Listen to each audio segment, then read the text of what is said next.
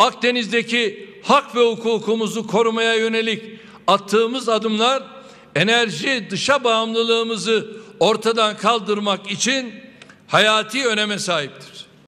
Türkiye'nin Doğu Akdeniz'den Libya'ya kadar farklı cephelerde yürüttüğü mücadele sadece bir hak mücadelesi değil, bir istikbal mücadelesidir. Vatanımızı savunmak için ne kadar önemli gayretler veriyorsak bugün mavi vatan ve mavi vatanı savunmak da o derece önemlidir.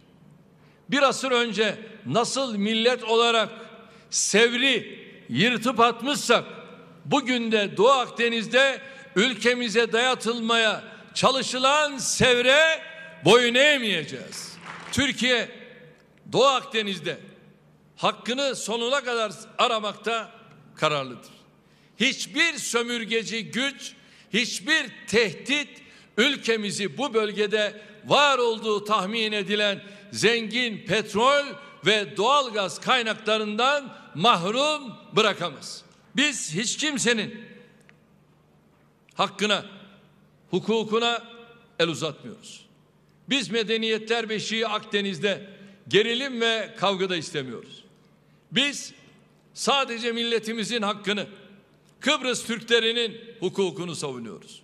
Şimdiye kadar karşılaştığımız onca çifte standartlara rağmen uluslararası hukuktan, meşruiyetten taviz vermedik.